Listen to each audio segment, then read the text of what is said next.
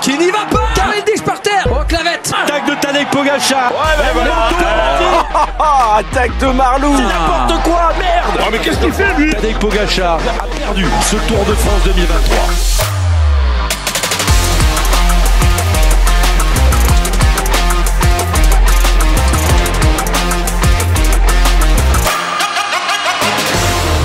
Bonjour à toutes et à tous, c'est parti pour le grand débrief du Tour de France 2024. Il a rendu son verdict, la victoire de Tadej Pogačar, le doublé historique avec le Tour d'Italie remporté au mois de mai, son 3e Tour de France.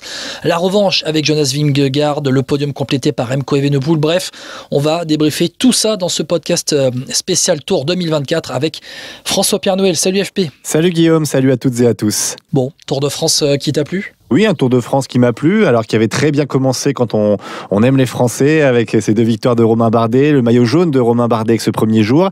Et puis ensuite, on a eu l'ultra domination de Tadej Pogačar. On y a cru aussi au retour de Jonas Vingegaard, mais effectivement, Pogačar trop fort. Il y a beaucoup de choses à dire, je pense. La logique est respectée quand on voit le classement général, mais ouais, globalement, un Tour de France plaisant, mais on aurait aimé peut-être plus de suspense sur le classement général, on va dire. Ouais, du coup, pas mal de sujets à dire quand même sur ce Tour de France FP. C'est vrai que... alors déjà, pour commencer, le parcours a permis d'avoir un Tour de France ouvert dès le début. Dès le début, oui, mais après, paradoxalement, il y a eu des étapes très très ennuyeuses. On l'avait déjà dit dans le débrief qu'on avait fait à mi-chemin du Tour de France, c'est que les étapes de sprinter, d'ailleurs Thierry Gouvenou l'a reconnu dans une interview, c'est que les étapes de sprinter, elles étaient, pour dire un gros mot, elles étaient chiantes, quoi. Et peut-être désuètes aussi, non ? Parce que c'est vrai que avant on avait l'habitude d'avoir les baroudeurs, les Agnew-Louto qu'on voyait s'échapper pour 200 bornes, même si on savait qu'ils allaient être repris. Christophe Mangin rattrapé dans les derniers hectomètres, mais on n'a plus ça aujourd'hui. Il y a tellement d'équipes de sprinteurs qui viennent pour remporter un sprint sur le Tour de France. Ouais.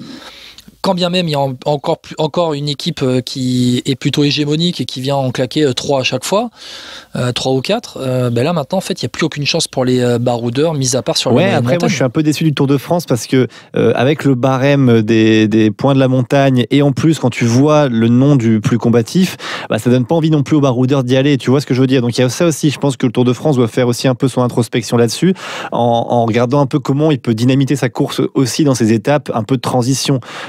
Avoir une étape plate, c'est pas grave en soi, mais après il faut aussi attirer d'autres coureurs pour aller chercher quelque chose en fait, parce que c'est vrai que c'est fini maintenant le côté de la caravane publicitaire, tu sais, de montrer le maillot devant.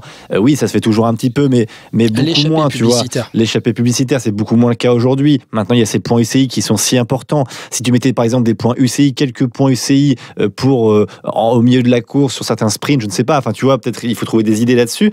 Ça serait assez intéressant aussi pour peut-être des baroudeurs d'y aller et ça mettrait en valeur d'autres types de coureurs. C'est vrai que on disait à une époque que les sprinteurs, il fallait un train, mais dans le train est un peu en train de disparaître et d'avoir tous ces coureurs-là devant toi. Un sprinter très, très bon, on peut avoir qu'un poisson pilote et gagner plein de sprints. Pareil pour les baroudeurs. Aujourd'hui, c'est une espèce pas en voie de disparition, mais qu'on met beaucoup moins en valeur qu'il y a 15 ans peut-être. En tout cas, les baroudeurs...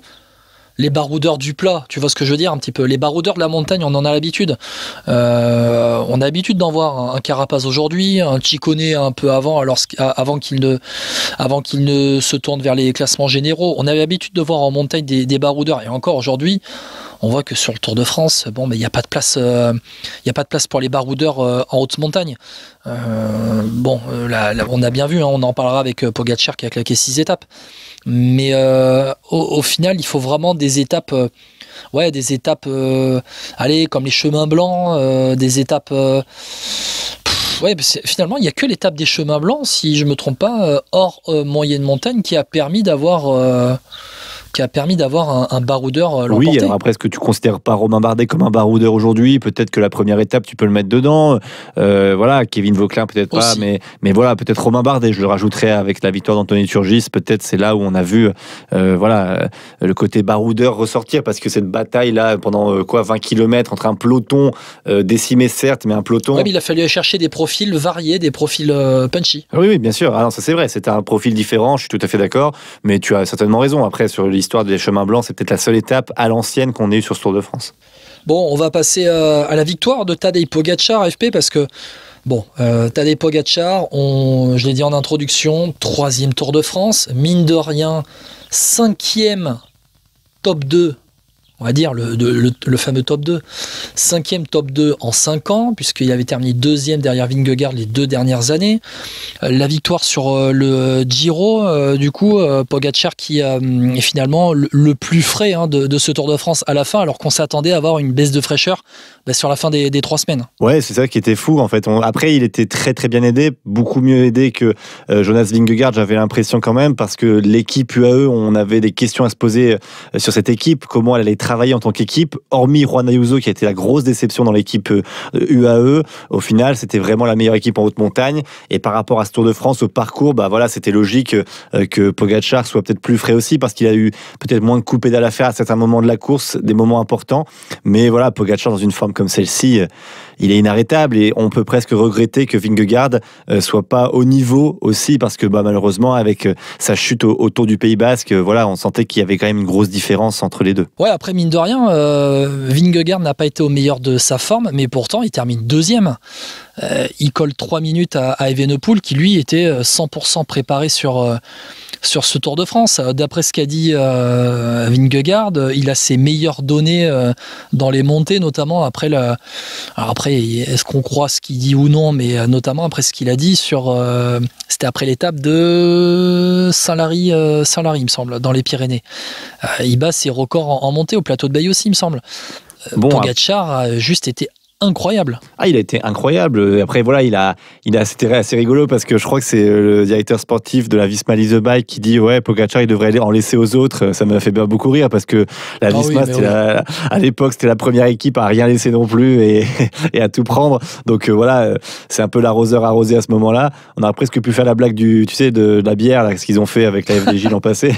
Mais bref, tout ça pour dire que Vingegaard, tu vois, dans cette histoire, effectivement, il bat Evenepoel, mais je pense pas que c'est une référence, parce que on en parlera peut-être un peu plus en détail après, mais Remco Evenepoel, ça montre bien ses limites pour l'instant à ce coureur qui a fait un premier Tour de France admirable, 3e évidemment, une victoire d'étape. Quand on sait d'où il revient aussi par rapport à sa chute au Pays Basque, c'est formidable, mais on voit aussi ses limites en haute montagne malgré tout. On le voit toujours, quand on voit encore une fois le dernier samedi où il essaie d'attaquer Vingegaard. Je dis pas qu'elle était pas terrible ces attaques, mais est-ce qu'à un moment donné quelqu'un a cru que Evenepoel allait faire craquer Vingegaard? Personne. Et on le voit même à la fréquence de pédalage, comment il est physiquement. Tu vois bien qu'Evenepoel, il a toujours ce cran, il est toujours un cran en dessous de ces deux-là. Tant que ces deux-là seront à ce niveau, Evenepoel ne pourra pas remporter le Tour de France quand ces coureurs-là seront là, en tout cas. En tout cas, Evenepoel, on va en parler tout à l'heure, mais il y aura un petit chapitre sur lui quand même pour ce premier Tour de France qui est intéressant, je dirais, et prometteur pour la suite. Mais pour revenir à Pogačar et en même temps à Vingegaard, parce qu'on peut pas ne pas lier les deux. Je parlais de la fraîcheur de Pogačar par rapport à Vingegaard. Vingegaard, préparation tronquée, on rappelle, énorme chute sur le Tour du Pays Basque qui a complètement anéanti sa préparation. C'est sa course de reprise, le Tour de France pour Jonas Vingegaard. Il s'est montré frais pendant 10-15 jours, et puis après, c'était soit l'un soit l'autre, soit le manque de fraîcheur, en tout cas le manque de préparation, allait être bénéfique pour lui sur la fin de Tour par rapport à un Pogačar. Non, finalement, ça a été l'inverse. Pogačar s'est préparé pour faire le doublé. Il a fait le doublé, et son doublé a été possible, mais par la méforme de Jonas Vingegaard. Et aussi, il faut le dire, Pogačar, ce doublé a été permis par une équipe totalement à son service, sauf Juan Ayuso, mais une équipe à son service au Giro et à des équipiers qui étaient totalement différents au Tour de France, et qui étaient encore performants. Oui, et puis après, il a quand même un coureur comme Adam Yates qui lui était très utile, Joao Almeida aussi, qui était particulièrement dévoué. Donc, effectivement, ce train en haute montagne de UAE, c'était impressionnant. Après, voilà, quand on voit un Nils Politt lâché en montagne, je crois que c'était, si je me trompe pas, Guillaume Martin, Félix Gall, ouais. Non, c'était dans la cible de la Bonnette. Ouais, exactement. Donc voilà, il y a ça aussi, c'est qu'il y a des moments des coureurs qui se surpassent. Je pensais à Wout van Aert. Après, voilà, au-delà de toutes les spéculations qu'on peut Il m'a avoir fait et qu'on penser peut à douter. l'époque Sky avec Luc Euro. Ouais, c'est ça. T'as toujours en fait un coureur comme ça qui se sublime pour son leader. Alors voilà, on a eu Van Aert à l'époque pour permettre à Vingegaard de remporter son premier Tour de France. Donc voilà, mais c'est vrai que l'équipe était particulièrement forte chez UAE. Je pense qu'elle n'a pas été mise en danger dans ses points faibles par Visma Lease the Bike, mais parce qu'aussi à l'inverse, Visma Lease the Bike n'avait pas l'équipe, je pense, pour prendre le contrôle de la course tout le temps. Le seul réellement au niveau à côté de Jonas Vingegaard, c'est peut-être quoi? C'était Jorgensen, mais c'est peut-être vraiment lui, peut-être qui a été le meilleur élément chez Visma. Des autres que du Laporte, c'était pas terrible. Enfin voilà, moi je trouve que c'était Van Aert. Moi j'ai trouvé vraiment pas terrible, mais c'est comme Van Der Poel, c'était compliqué. Préparation pour les Jeux Olympiques. Exactement. Donc voilà, mais. Ouais, je suis curieux de voir un peu. En fait, le truc, c'est que c'est toujours pareil. Pogačar, moi, je trouve qu'il était aussi dans une forme olympique, c'est le cas de le dire, même s'il participe pas au JO, parce que on a l'impression qu'il était pas fatigué en fait, alors qu'il lui-même après a dit qu'il était épuisé. Mais Vingegaard, tu sens aussi qu'il y avait ce côté de la blessure en fait. Tu sens peut-être qu'il fait ses meilleures performances aujourd'hui, mais qu'il lui manque quelque chose et que c'était pas le Vingegaard de l'an passé. Et mine de rien, c'était pas le Pogačar de l'an passé non plus, parce que Pogačar. Alors, on parlera des soupçons après. Pogačar a tout ciblé, a axé sa saison sur ce doublé. Entre-temps, entre le moment où il a dit « je vais faire le doublé Giro Tour » et le moment où le Giro est arrivé, il y a eu la chute au mois d'avril au Pays Basque. Pendant ce temps-là, Pogačar, il faisait quoi? Il était en préparation... Alors attends, je veux pas me tromper sur le calendrier par rapport à la chute, mais je crois que Pogačar, il a regardé tout le monde se gameler devant la télévision. Lui, il venait de faire, il était entre le Tour de Catalogne et Liège-Bastogne-Liège. Il avait squeezé les Flandriennes qu'il avait fait l'année dernière pour ne pas arriver trop émoussé, notamment au Tour d'Italie, et enchaîner derrière sur le Tour de France. On sait qu'aujourd'hui, les coureurs arrivent en forme après une période de préparation, alors qu'avant, ils avaient besoin de faire des courses pour être prêts. Aujourd'hui, ils s'entraînent de manière à être prêts au moment où ils arrivent sur les courses. Pour revenir à Pogačar, en fait, il a optimisé sa préparation pour être frais à ce moment-là. Et c'est ce qui s'est passé. Oui, c'est vrai qu'il en fait, il a couru parfaitement aussi. Il y a ça également, parce qu'il a suivi au bon moment et attaqué au bon moment. Moi, je trouve que voilà, dans la tactique de course, il a aussi un peu évolué. Peut-être il a évité les efforts parasites qu'il faisait avant pour le spectacle aussi. Alors oui, il y a une forme de spectacle quand il attaque et quand il reprend tout le monde. Mais voilà, je trouve que par rapport à ce qu'il a fait, tactiquement, il a aussi beaucoup mieux couru. Peut-être que c'est aussi de la bouteille, et on sentait aussi un esprit revanchard, parce que je pense aussi que Pogačar, et ce que je disais au début du tour avec Étienne, quand on avait reçu Étienne Gourceau du Dico du Sport, on disait Pogačar, il a aussi ce sentiment de revanche et qui va le propulser certainement tout en haut, ce qu'elle n'avait peut-être pas Vingegaard cette année, quoi. D'autant plus avec ses problèmes physiques. Mais alors, pour moi, le sentiment de revanche fait que Pogačar s'est encore plus sublimé qu'il ne se serait sublimé. Il était tellement énervé. D'ailleurs, si tu regardes avant le Tour de France 2024 le docu Netflix sur le Tour de l'année dernière, il ne pense qu'à Vingegaard. Il ne pense qu'à lui. Après, donc, le Tour de France 2022 où il s'est fait battre, il ne pense qu'à Vingegaard. Et il y a une obsession Vingegaard chez Pogačar qui, à mon avis, l'a poussé à lui mettre la tête sous l'eau dès qu'il pouvait sur ce Tour 2024. Et quoi qu'on pense... Quand on voit les écarts, on voit 6 minutes 17 d'écart, quand même. 6 minutes 17 avec 6 étapes. Avec, je regarde, Pogačar, 1 minute 12 de bonification sur le Tour de France. 38 secondes pour Vingegaard. Donc, c'est-à-dire qu'il y avait vraiment une volonté, non pas de nuire, mais une volonté de l'enfoncer dès qu'il pouvait et lui mettre la tête sous l'eau. Et c'est le meilleur des respects. Quoi qu'on puisse dire et penser sur ces deux-là, la rivalité, elle est ouf, je trouve. C'est une des plus grandes rivalités de ces dernières années dans le cyclisme. Il y a les Van Aert, Van Der Poel, il y a eu les Boonen Cancellara à l'époque. Je pense qu'on est là, clairement, dans l'une des plus grandes rivalités dans le cyclisme ces 10-15 dernières années, et ça dure depuis maintenant 5 ans, et c'est peut-être pas terminé, et je trouve que Pogačar était animé par cette volonté d'enfoncer le Danois. Est-ce que tu te souviens l'écart qu'il y avait entre les deux coureurs l'an passé? Je vais pas me mettre devant. Alors attends, l'année dernière, Pogačar, je sais pas, j'aurais dit 5 minutes. 4. Non, il y avait 7 minutes 29. Vingegaard avait 7 minutes 29 d'avance sur Pogacar. Donc au final, tu vois, Vingegaard, il fait presque un meilleur... de la Lose où il perd 3 minutes. Ouais. Voilà, donc t'imagines, il fait presque un meilleur tour, entre guillemets, que Pogacar l'an passé, enfin par rapport à l'écart. Donc tu vois, il y a ça aussi, quoi, qui est assez drôle, on l'oublie presque. Mais l'an passé, l'écart était sensiblement le même. En revanche, les écarts sont beaucoup plus importants. Enfin non, même pas en fait. Je regarde un petit peu, je vais refaire le... Ah non, avec le top 10, c'est quasiment similaire. Le top, tu vois, donc au final, on est quasiment sur un classement similaire à l'an passé, même si les écarts sont un peu plus importants entre surtout le premier et le 7e, 6e, tu vois, là où il y a des écarts assez vite. Je crois le 5e est à 20 minutes de Pogacar. Oui, t'as 25 minutes. C'était pas le cas l'an passé. Bah, après, voilà. t'as 3 gars au-dessus, t'as 10 minutes d'écart entre Evenepoel et Almeida quand même. 10 minutes. Ouais, et 9 minutes, 50 et quelques. Et ce qui est fou pour le top 10 par rapport à ça, je reviens un peu là-dessus quand même, parce que c'est important, c'est que je trouve qu'on a un top 10, et c'est peut-être ça qui est frustrant pour le public, même pour nous, tu vois, quand on regarde comme ça un peu sans coureur fétiche, on va dire, c'est que tu te dis, ouais, super, en fait, quand tu regardes les équipes, c'est UAE, Visma, Soudal Quick-Step, UAE, Soudal Quick-Step, UAE. Tu vois ce que je veux dire, il y a que Ineos pour aller chercher la 7e place, Carlos Rodriguez. Sinon, après, c'est encore Visma avec Jorgensen 8e. Après, c'est Israël, c'est Derek G. Et Bahreïn, Buitrago. Au final, tu vois, c'est vraiment le fond du top 10 qui est différent. Et c'est ça qui est presque aussi un peu frustrant parce que, ok, c'est super d'avoir des poissons pilotes en montagne. Aujourd'hui, le fait est que des coureurs qui peuvent être leaders ailleurs sont poissons pilotes.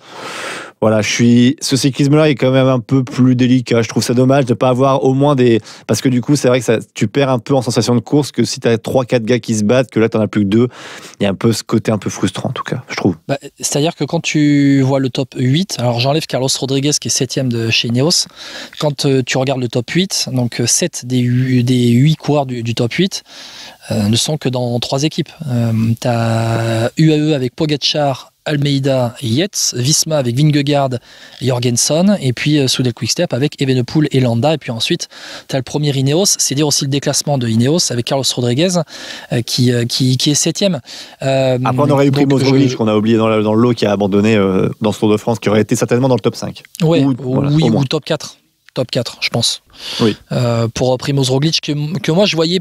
Par contre, voilà, pour moi, le gars qui montait en puissance sur ce Tour de France. Après, voilà, l'histoire ne nous dira pas la suite, mais pour Primoz Roglic, avec la Red Bull Bora qui passait complètement au travers du coup de ce Tour de France, Jay Hindley qui a tenté de prendre des échappées, lui qui termine 18e, et Red Bull Bora d'ailleurs, c'est l'équipe qui a pris le moins d'argent dans les différentes récompenses. Ils ont pris le moins d'argent sur tout le Tour de France. Bon, ils ont pris à peine 15-16 000 euros, je crois. Bon, ils n'en ont pas besoin, t'inquiète pas, c'est bon.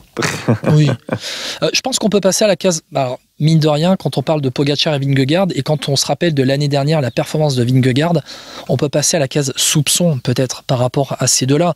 La performance, notamment de Pogacar dans le week-end pyrénéen, qui a largement interrogé le monde du vélo.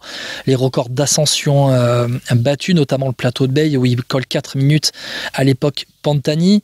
Toi, ça t'inspire quoi? On se rappelle l'année dernière qu'il y a eu de très forts soupçons.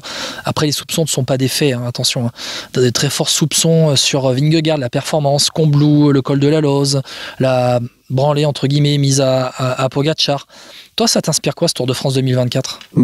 Ça m'inspire un peu comme l'an passé. Je vais pas changer mon discours, mais déjà, bon, rien n'est prouvé pour l'instant, donc voilà, c'est toujours pareil. C'est difficile d'accuser sans preuve, mais je suis assez d'accord, c'est que ça donne une image un peu terrible du cyclisme aussi, parce que dans le public, maintenant, en fait, quand tu vois Pogacar mettre les minutes qu'il met, la façon dont il gagne, évidemment que le grand public va se soupçonner, va se rappeler des époques Armstrong. Évidemment que les écarts énormes entre le top 10 te rappellent les époques Armstrong.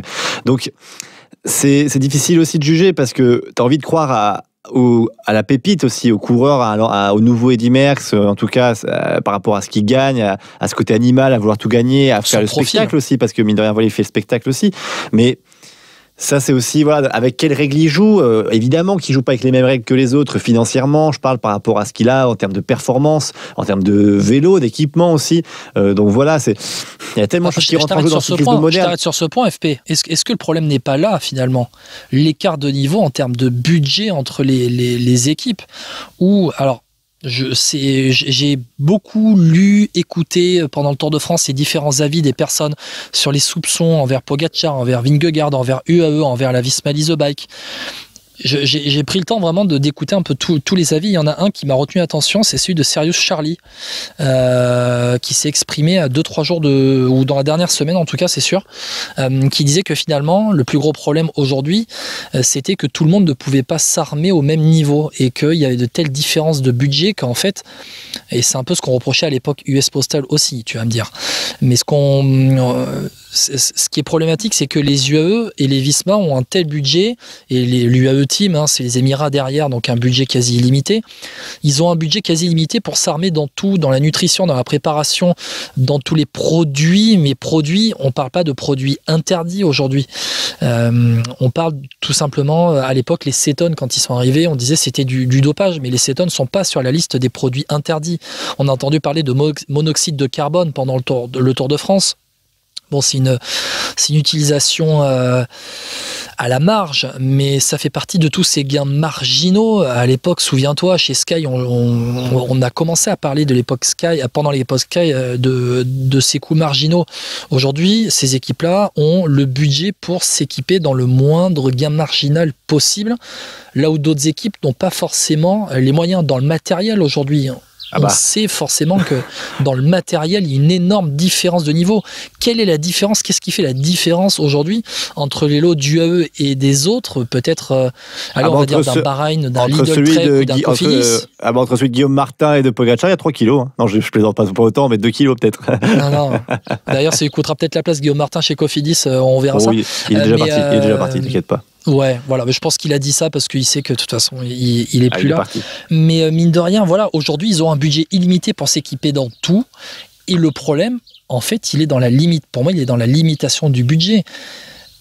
La Formule 1, c'est équipé pour. On compare pas mal le cyclisme à la Formule 1 dans la préparation, dans la technologie. Mais peut-être qu'il va falloir s'inspirer de ça à ce niveau-là, avec un salary cap, avec une limitation de budget, tout simplement.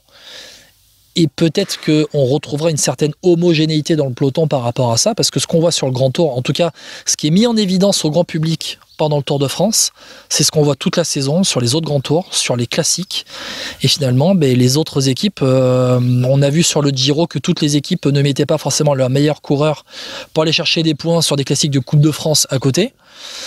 C'est peut-être ce qui va arriver dans le futur où certaines équipes vont délaisser les grands tours pour aller se concentrer sur d'autres épreuves dans la saison, puisque dans ces épreuves-là, ces équipes-là pourront exister. Et encore, si les autres superstructures ne peuvent pas mettre des lieutenants habituels sur les grands tours, leaders sur les autres courses et les gagner aussi. Oui, non, c'est bien résumé. Cela dit, je préciserai quand même peut-être pour les grands tours qu'il ne faut pas oublier le côté sponsoring du Tour de France. Enfin, le sponsoring aussi dans le vélo, c'est que le Tour de France est une merveilleuse vitrine, et donc si tu mets pas tes meilleurs coureurs sur le Tour de France, tu pourras te le faire reprocher quand même par ton sponsor. Oui. Voilà. Mais en tout cas, sur tout ce que tu as dit, je suis assez d'accord. Passons peut-être à Remco Evenepoel quand même. J'ai fait long, mais parce que le sujet est très touchy, et c'est vrai que le passé du cyclisme fait que on s'interroge tout le temps, et on doit s'interroger tout le temps sur ce qui se passe.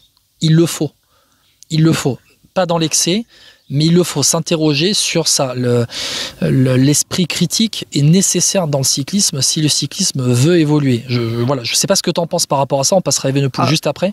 Si tu veux rebondir sur ça. Là-dessus, moi, j'ai pas grand-chose à dire de plus. Effectivement, après avoir l'esprit critique, évidemment, je pense que je peux comprendre aussi quand t'aimes bien le vélo, c'est un sujet qui est assez récurrent, alors que dans d'autres sports, on n'en parle pas trop. Donc ça, c'est vrai que je comprends toujours ce côté un petit peu, pas de victimisation, mais de dire mais c'est toujours sur nous qu'on tape. Mais il y a l'histoire aussi qui fait que il y a des preuves, et malheureusement à une certaine époque et pas si lointaine, et parfois malheureusement des affaires seront encore révélées dans les prochaines années sur le dopage. Donc voilà, malheureusement c'est un sport plus exposé que les autres, comme l'athlétisme aussi malgré tout, par exemple, si on doit comparer avec un autre sport. J'allais te parler de Remco Evenepoel. Attends, tu veux pas parler de je ne veux pas parler de Remco Evenepoel. Non, juste dire que la différence aussi entre hier et aujourd'hui, c'est qu'il y a maintenant 25 ans, l'US Postal utilisait des produits interdits, qu'aujourd'hui, toutes ces équipes-là ne sont pas chopées pour des produits interdits. Ce sont des produits, les produits qu'on entend, monoxyde de carbone, cétone, etc., aujourd'hui, ce sont des produits qui ne sont pas interdits par l'Agence mondiale antidopage. Donc il faut bien être nuancé par rapport à ça, parce que les équipes vont chercher dans les zones grises des règlements pour s'armer. C'est pour ça que ce sont plutôt, pour moi, les instances qui doivent réagir par rapport à ça, s'ils veulent un cyclisme plus homogène. Voilà, c'est plus les instances que les équipes. Alors après, on ne sait pas, et je vais terminer vraiment sur ça, je suis désolé FP, j'accapare un peu du temps par rapport à ça, mais ça me paraît important après un Tour de France, c'est que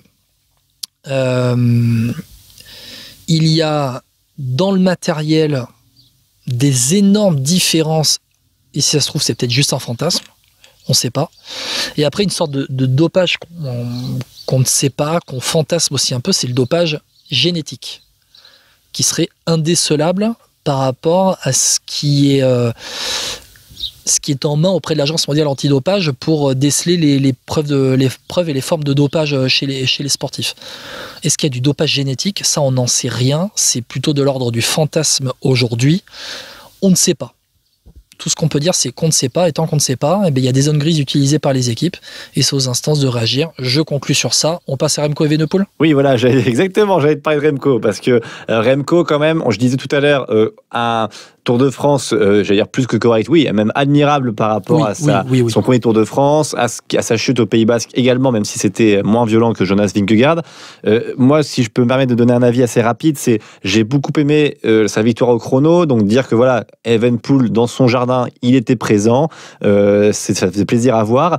Il était loin d'être ridicule face au duo Pogačar-Vingegaard, mais quand même, moi je maintiens ça depuis le début qu'on le voit courir Remco, c'est que Remco, tant qu'il y aura les monstres devant lui, Pogačar et Vingegaard, il ne remportera pas le Tour de France. Et tu penses pas qu'il doit accumuler les grands tours, parce qu'on se rappelle du Tour d'Italie l'année dernière, il abandonne parce qu'il est malade. Il a le Covid. Il a le Covid, exactement. Il abandonne parce qu'il a le Covid. Il vise le Tour d'Italie l'année dernière. Il doit accumuler les grands tours, accumuler les courses en haute montagne. Derrière, il allait faire le Tour d'Espagne.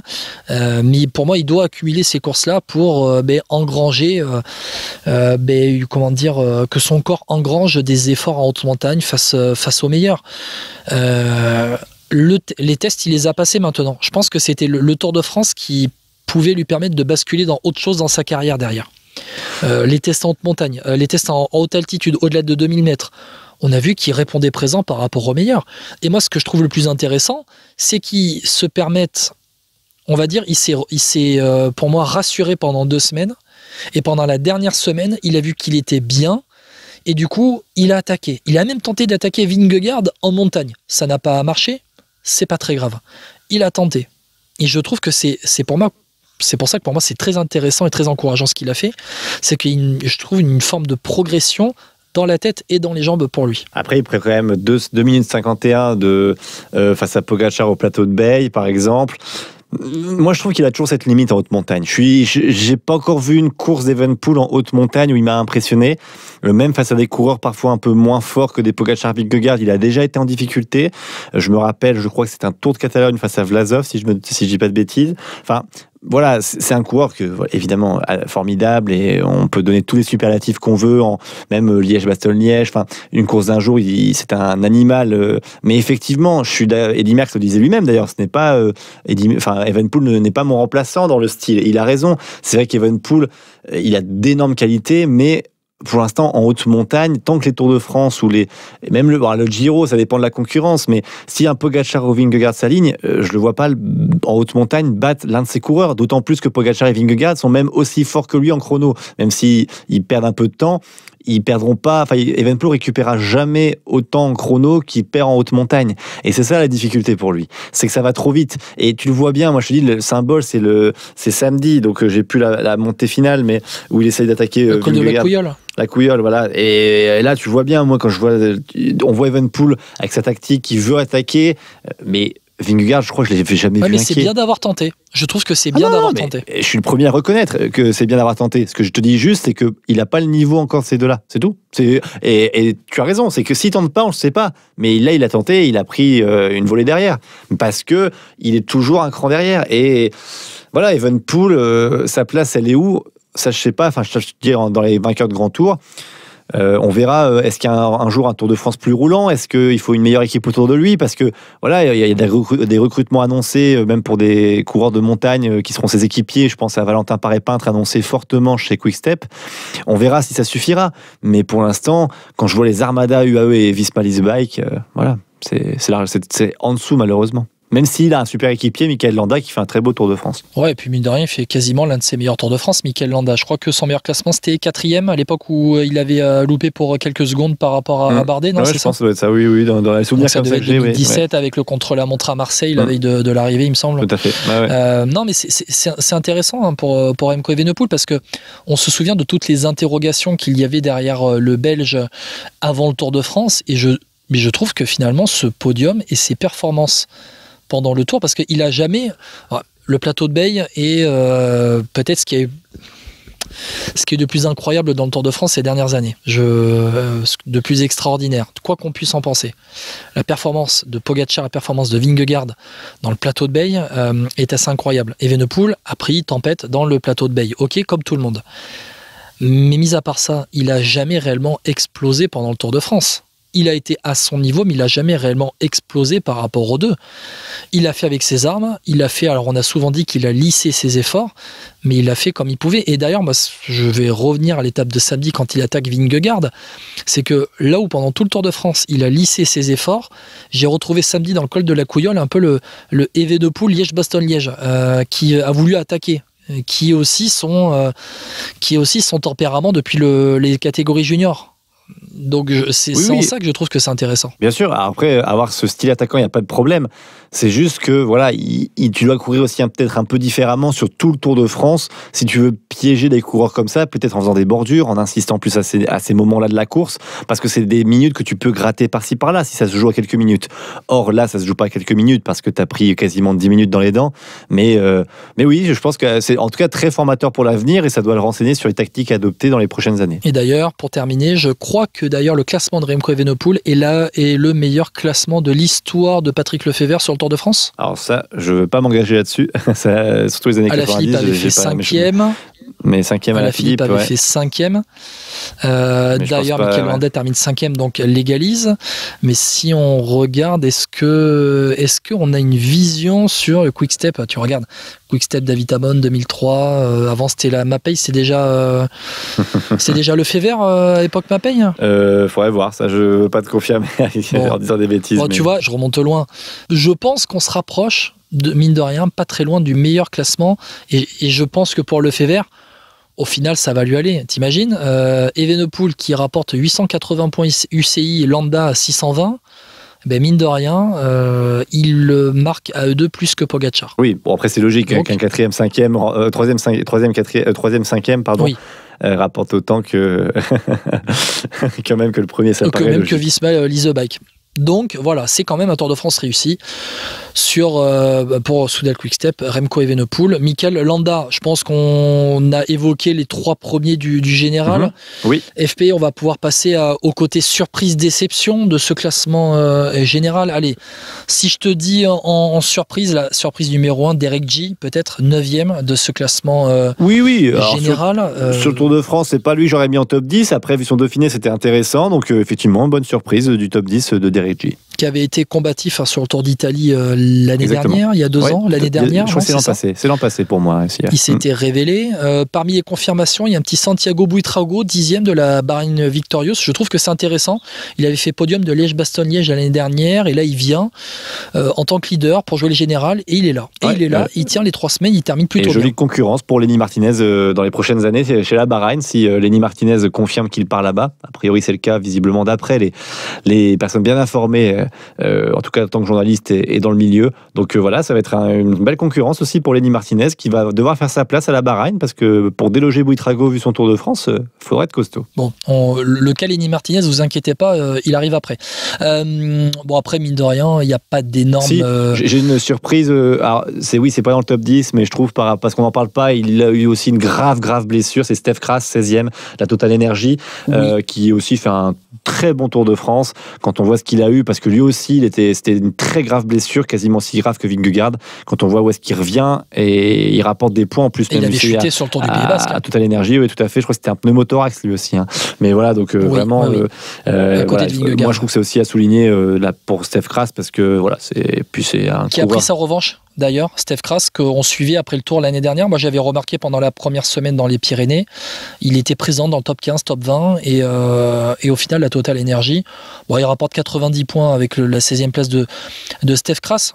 C'est quand même pas mal pour la Total Energy dans leur lutte pour le World Tour, mais Stef Kras, l'année dernière, il était là, il était présent, il n'avait pas pu terminer le Tour, et là, il prend sa revanche, donc ça, c'est plutôt pas mal.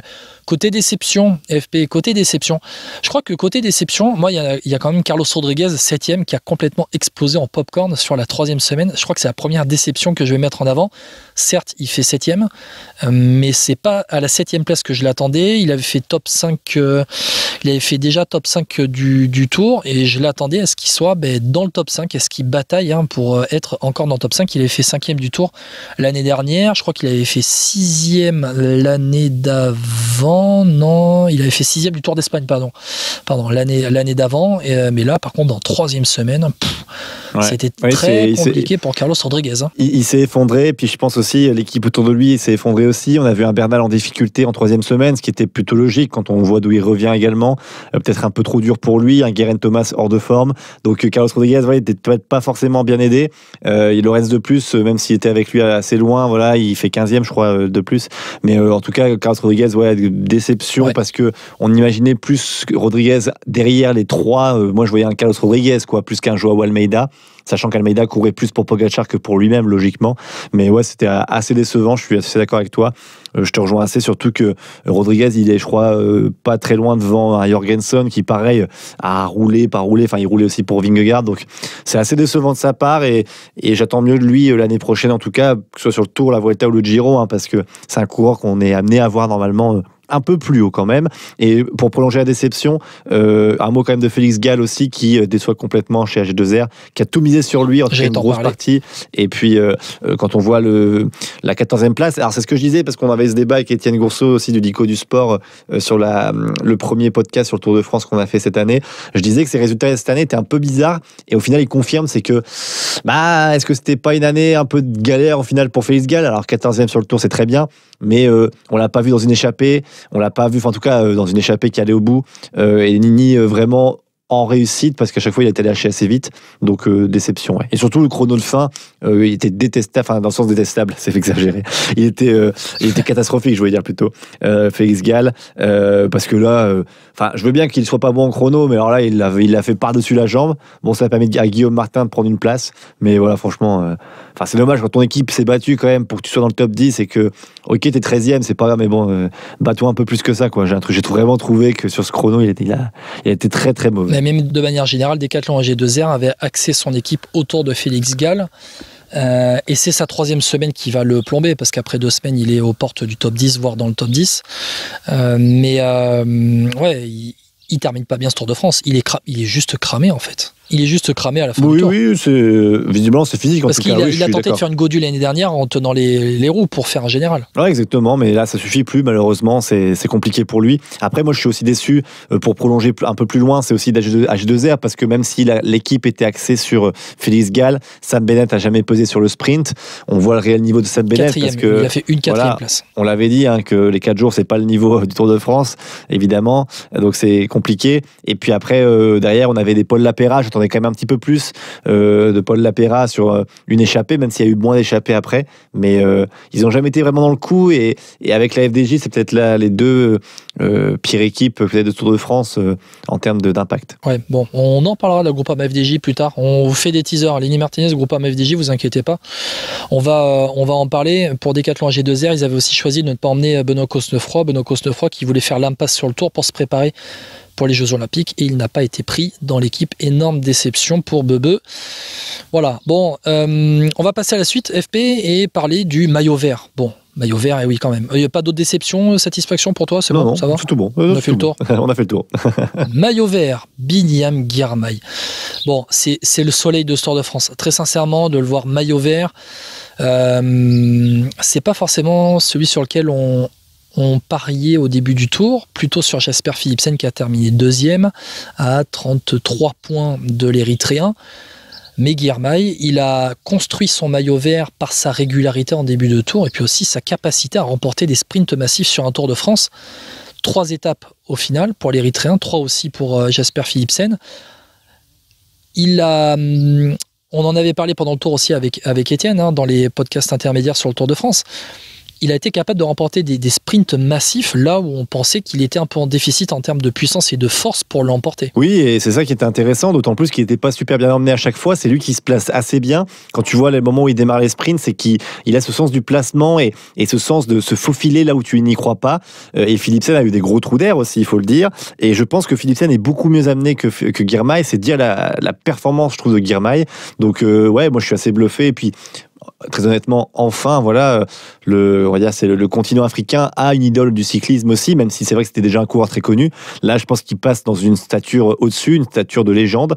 Donc voilà, donc c'est mérité. C'est un coureur que je regrette tellement que les équipes françaises se soient pas jetées dessus à l'époque où il était à Marseille. Mais voilà, c'est tant pis, c'est bien joué de la part d'Intermarché. Et en tout cas, voilà, c'est ultra mérité. Et je pense que ça va nous amener, voilà, ça va ouvrir le vélo, qui était déjà ouvert sur l'Afrique, avec le Tour du Rwanda, etc.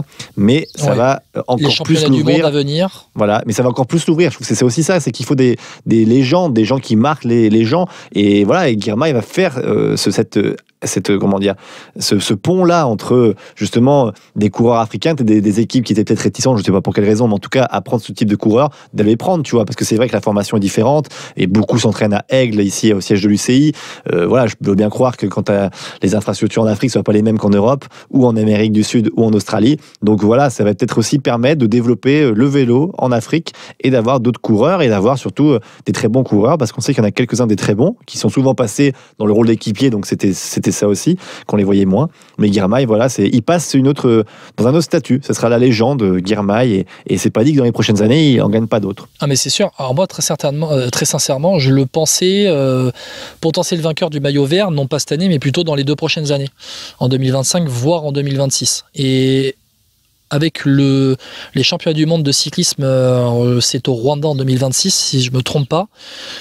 Mais Girmay, t'imagines si Girmay lève les bras et champion du monde au Rwanda en 2026, le retentissement que ce serait. Ah bah, ce serait extraordinaire, donc c'est clair. Mais bon, là déjà, je pense que rien qu'avec ce maillot vert sur le Tour de France, la plus grande course du monde, il a déjà acquis un statut qu'on ne pourra pas lui enlever, tu vois ce que je veux dire. Donc là, c'est ça aussi, je trouve ça admirable, c'est que les légendes, tu l'écris comme ça, et bah voilà, ça y est, il est une légende, et c'est mérité en tout cas. Et puis on verra ce qu'il va faire plus tard dans les autres courses, parce que c'est un coureur qui reste malgré tout jeune. Je vais vérifier son âge pour être sûr, mais je crois qu'il a, c'est 26 ans, il me semble, si je dis pas de bêtises.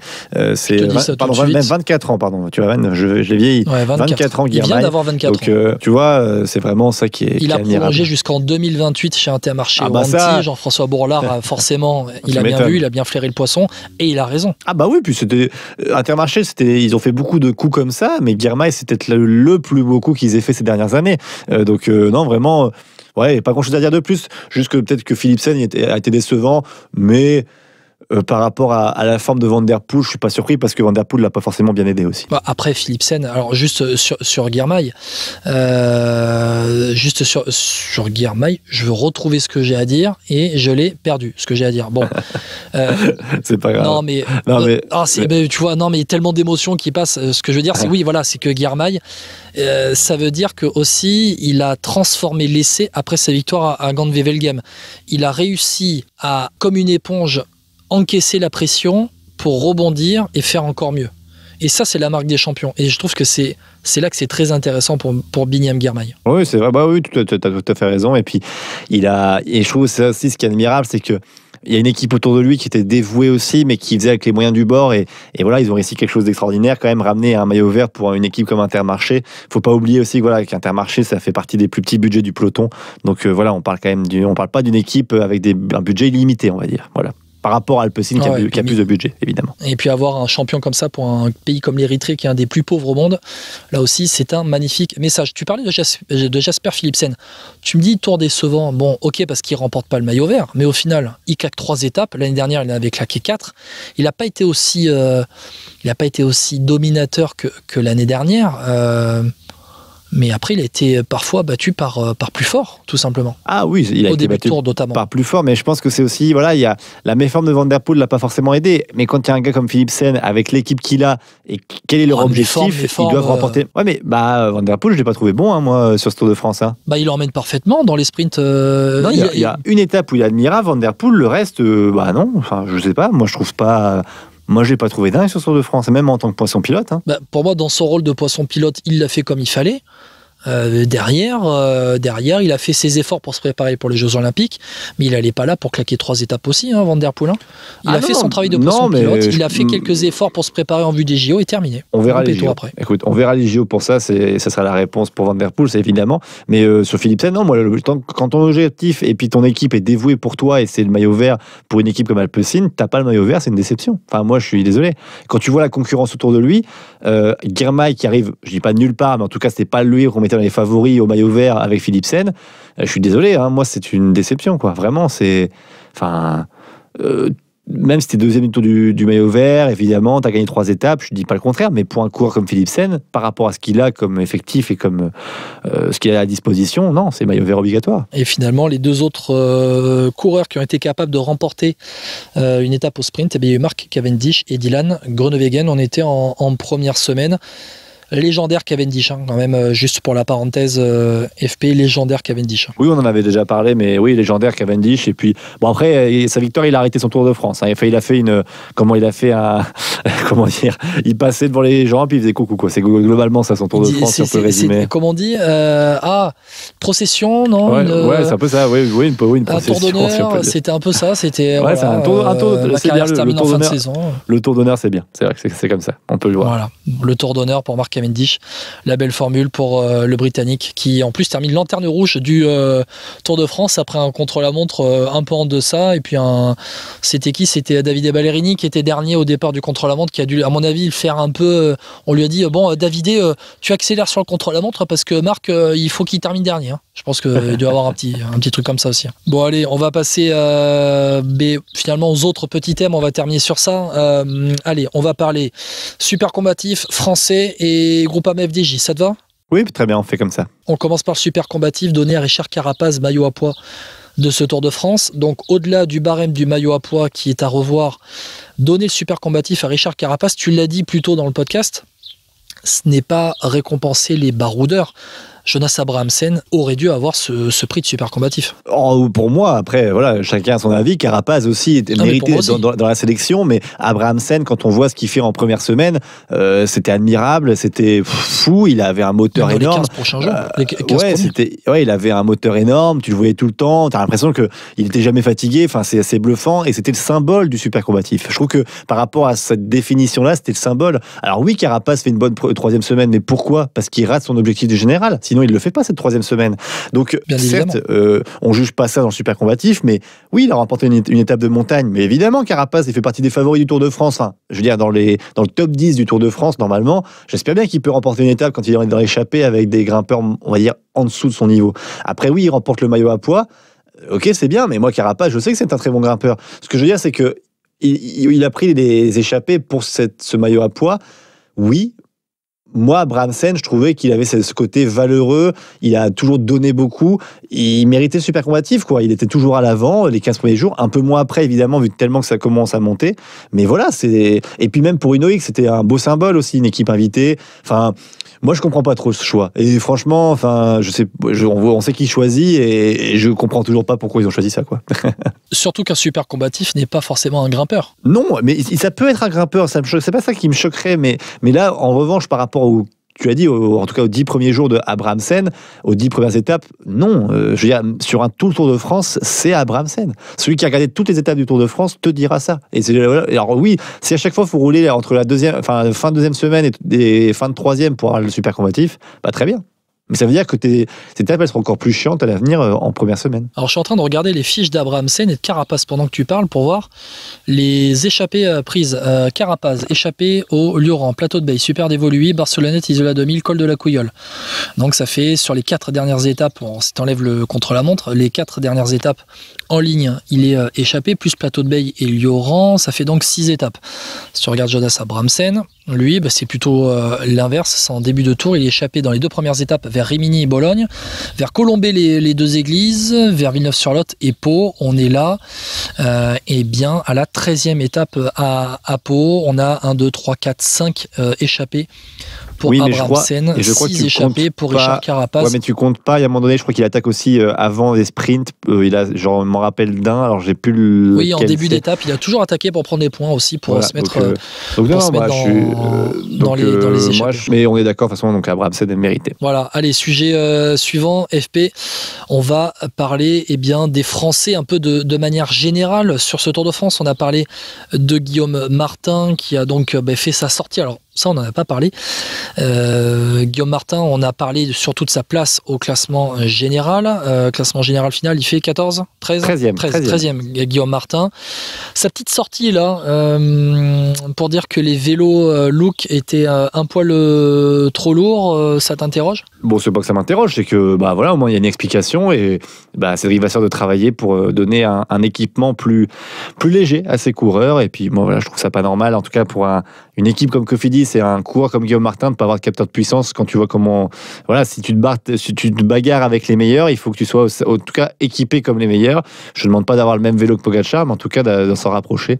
Donc voilà, c'est dommage. Et puis après, ça t'interroge de ce qui se passe chez Cofidis ? Oui, c'est un peu bizarre parce que je pense qu'après il y a une fin d'histoire, il y a une fin de cycle, c'est toujours difficile. Après là, en termes de communication, ce qui était dommage, parce que Cédric Vasseur enchaîne, je pense, un peu les bourdes de communication, je trouve, depuis le Tour de France, que ce soit avec Singley, on en a déjà parlé, mais sur là, Guillaume Martin, de faire un communiqué de presse pour rassurer, dire que Look, tout va très bien, que les ingénieurs de Look sont très bons, enfin, c'était pas utile.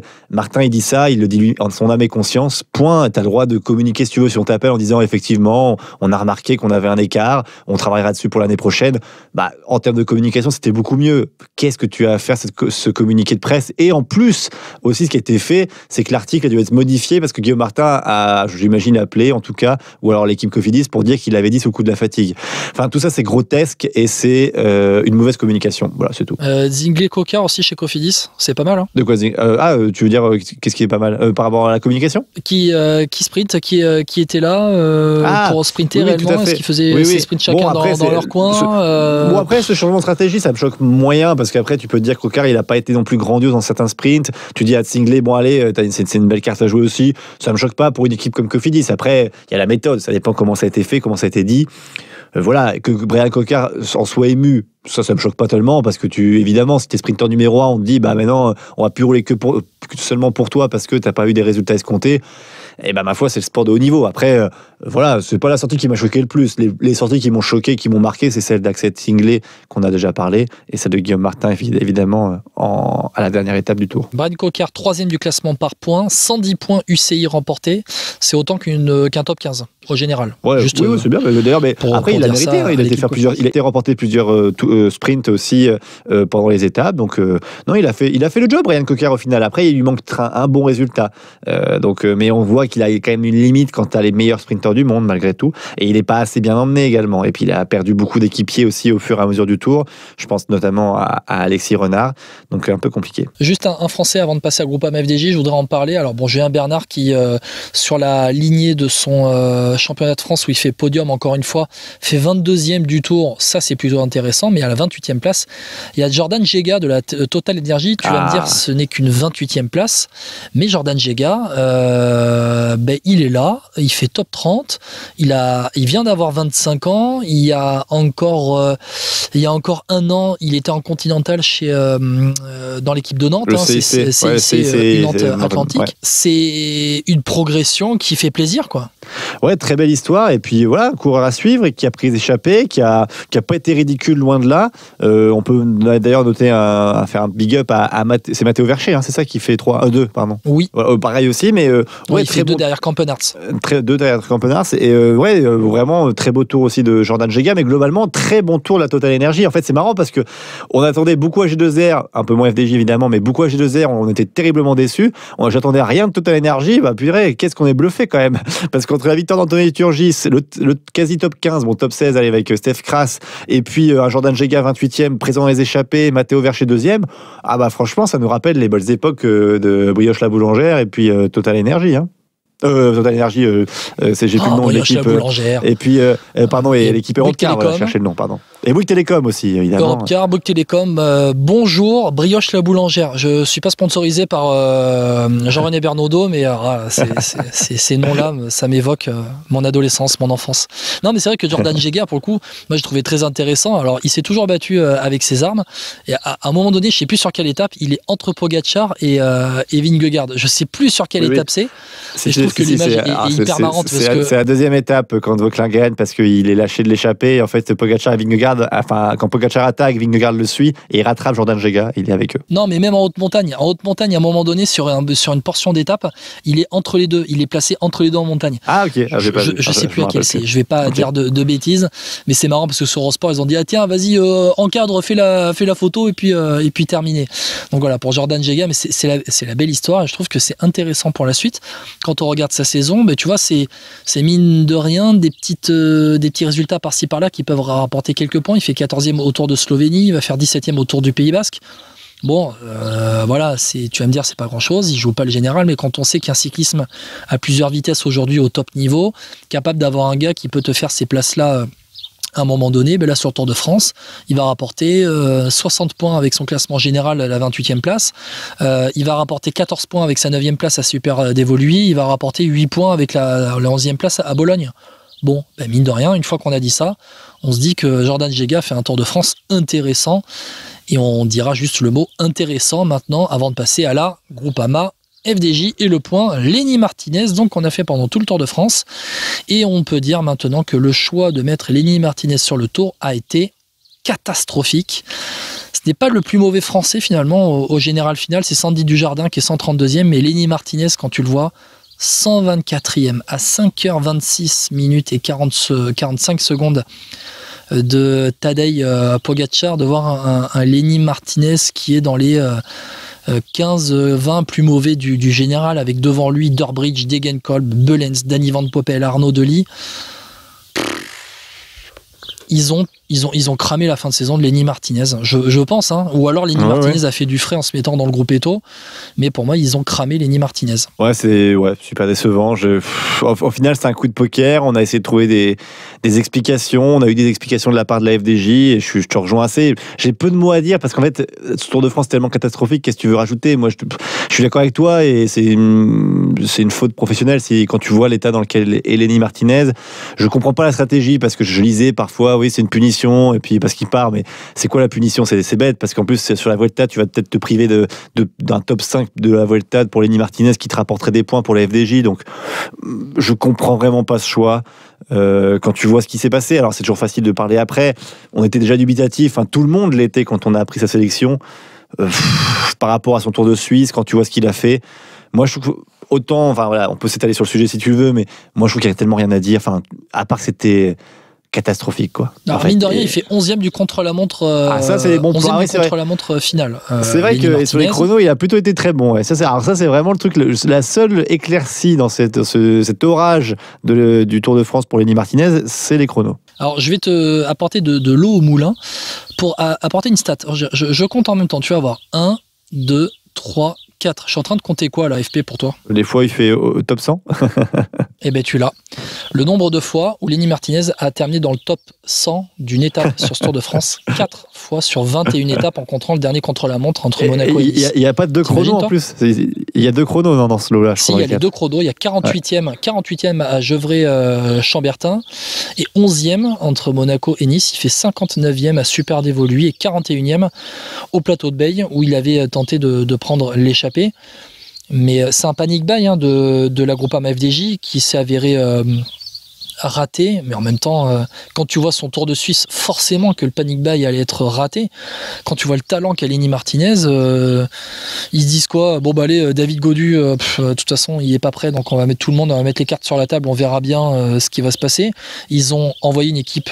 Je suis désolé pour les coureurs qui étaient là, notamment le pauvre Lorenzo Germani, mais ils ont envoyé une équipe qui n'avait ni queue ni tête sur le Tour d'Italie, alors que tu aurais dû mettre Lenny Martinez sur le Tour d'Italie. Tu as accès ça. Quand tu vois l'équipe qui a emmené sur le Tour d'Italie, j'en avais parlé après le Giro, donc je vais en reparler. Je suis désolé, je vais me répéter. Mais tu mets Lenny Martinez sur le Giro. Il n'a pas de pression, Lenny Martinez. Tu fais son début de saison en fonction du Giro. Voilà. Et puis après, tu l'embarques sur le Tour d'Espagne en fin de saison. Mais là, il fait ni le Giro, il arrive sur le Tour de France en étant cramé.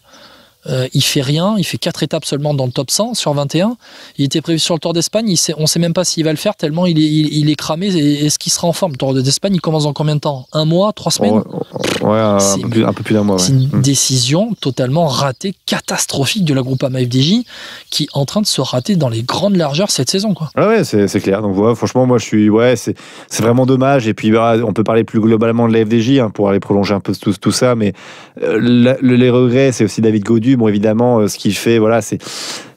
J'arrive pas à comprendre le mal de cette équipe. Je sais pas si c'est un problème mental, est-ce que c'est une fin de cycle aussi, est-ce que c'est le matériel, est-ce que il y a quelque chose qui va pas dans l'encadrement. Franchement, ils peuvent pas passer de mauvais de très bons coureurs à mauvais comme ils sont aujourd'hui. Il y a un truc qui a pas joué. Quand tu vois le niveau d'un Madouas, quand tu vois le niveau d'un Gaudu. Oui, je veux bien qu'on dise Gaudu, on l'attendait, certes, mais il a quand même fait des résultats avant. Alors, il peut pas passer du tout à rien. Il y a un juste milieu à trouver. Donc, qu'est-ce qui se passe dans cette équipe? Je sais pas. Mais quand tu vois le niveau, le seul qui était peut-être potentiellement intéressant, c'est Romain Grégoire. Mais pareil, Romain Grégoire, qui a d'ailleurs prolongé à la FDJ, qui est une très bonne nouvelle, je pense, pour la FDJ. Mais Romain Grégoire, pareil, il a pêché dans ce qu'il pêche depuis le début de l'année, c'est qu'il donne beaucoup trop je trouve qu'il fait beaucoup trop d'efforts en début d'étape, j'ai l'impression. Je le trouve très très offensif toujours dans les étapes, mais qu'à la fin il lui manque du gaz. Tu vois, à chaque fois il est assez vite lâché à la fin. C'est dommage parce que j'ai l'impression il est quand même meilleur grimpeur que. Enfin, tu vois, c'est un bon grimpeur. Je pense qu'il pourrait tenir un peu plus. Je crois que c'est l'étape que gagne Carapaz. Alors je dis pas qu'il aurait gagné, mais je pense qu'il pourrait tenir un peu plus s'il s'était donné un peu moins avant. Mais voilà, après, ils ont été, c'était compliqué pour la FDJ. Enfin ouais, Clément Russo qui a essayé de faire un moment, je crois. Je suis moins dubitatif pour Robin Grégoire. Je trouve qu'il est dans sa progression, lui. Ah oui. Parce qu'il a un profil moins spécialiste comme Lenny Martinez. Non, tu vois, c'est par rapport au marasme qu'il y avait, je m'attendais un peu mieux. C'est juste ça. Ouais, non, mais je comprends tout à fait ce que tu dis. Après, tu regardes Groupama FDJ, ils sont 14e aujourd'hui. Alors, tu reprends le ranking PCS sur la saison. Alors non, ça c'est sur le ranking sur les 12 derniers mois. Sur la saison, Groupama FDJ, 13e du ranking PCS. Normalement c'est top 10 ils ont d'ailleurs chuté du top 10 après ce Tour de France où les autres ont marqué des points. On pense notamment à l'Israël forcément aussi, mais ouais, je trouve qu'il y a quelque chose où il va falloir qu'ils se remettent en question. Est-ce que les générations de coureurs qui sortent de la Conti notamment n'arrivent pas à clipper, à s'entendre avec les plus anciennes? Qu'est-ce qui se passe avec les générations Martinez, Grégoire, Pitti par rapport au Gaudu, Madouas? Qu'est-ce qui se passe réellement dans l'équipe? On avait vu que Gaudu avec les générations, ou plutôt avec Démare, ça n'avait pas collé. C'était la génération Démare-Pinot. On savait que Gaudu et Pinot, il y a une sorte de transmission. Est-ce que finalement c'était pas Lenny Martinez qui était le digne héritier de Thibaut Pinot et non David Gaudu? Est-ce que David Gaudu souffre de la comparaison avec Lenny Martinez? Le pauvre David Gaudu, il a souffert du Covid avant le Tour. Bon, c'est bien dommage. Et d'ailleurs, il y avait une sorte de progression dans le Tour de France pour David Gaudu cette année. Et je pense que le Tour d'Espagne va être intéressant à suivre de son côté. Je pense. Je pense qu'il s'est dit avec le Covid qu'il a chopé avant le Tour de France, je fais le maximum possible pendant ce tour et puis après je vais m'axer sur le Tour d'Espagne et je vais y aller en étant ambitieux. Je pense qu'il y a les moyens en plus d'accrocher le top 10 pour le coup. Ouais, c'est vrai. On va voir comment ça va se passer, mais ouais, je suis perplexe. Vraiment sur cette équipe, je suis perplexe. Perplexe. Ouais, bon, j'ai le même terme pour sortir ce Tour de France de la Groupama FDJ FP. Je pense qu'on a fait un tour très très très très très large de ce Tour de France 2024, ça y est? Ah ouais, je pense qu'on a fait un tour très large et puis maintenant on place aux Jeux Olympiques. Bah oui, on va se retrouver dans quelques jours d'ailleurs. Vous aurez un podcast ce week-end spécial Jeux Olympiques. On va enregistrer ça cette semaine avec Étienne et Julien. Étienne Gourceau de l'ICO du Sport, Julien Després d'Actu Cyclisme Féminin. On va faire le tour de toutes les disciplines des Jeux Olympiques. Vous présentez ces Jeux Olympiques de Paris qu'on va suivre forcément les Jeux Olympiques en France. T'imagines FP? C'est quand même dingue. Hein. Ah c'est fou, c'est fou. Est-ce que tu y vas toi? Alors je vais voir 2 matchs de foot à Bordeaux et je vais à Paris pour le premier lundi des Jeux Olympiques. Je vais pas avoir d'épreuves, c'est pour le travail, mais en même temps ça va permettre de voir un petit peu comment ça se passe dans la capitale lundi et mardi, un peu en balade. Donc ça va être sympa, mais bon, en tout cas vivement ces Jeux Olympiques. Et puis après il y a quand même le Tour de France femmes qui va arriver très rapidement. On va se concentrer après sur la fin de saison. Il y aura le Tour d'Espagne et puis les championnats du monde pas loin de chez toi. À Zurich le 29 septembre. J'ai pris la date, tu vois. Ça je sais pas pourquoi ça sent le road trip en Suisse avec toi, FP. Bon, allez, d'ici là, écoutez Vélo Podcast, on rappelle, sur la chaîne YouTube. Abonnez-vous à la chaîne YouTube de Vélo Podcast. Aussi, mettez-nous 5 étoiles en référencement sur les plateformes de streaming Deezer, Spotify, Apple Podcast, et puis sur les réseaux sociaux. Abonnez-vous aussi à Vélo Podcast. FP, je te remercie beaucoup d'avoir été avec moi. Merci à toi. Ciao à tous. Salut. Allez, ciao, ciao.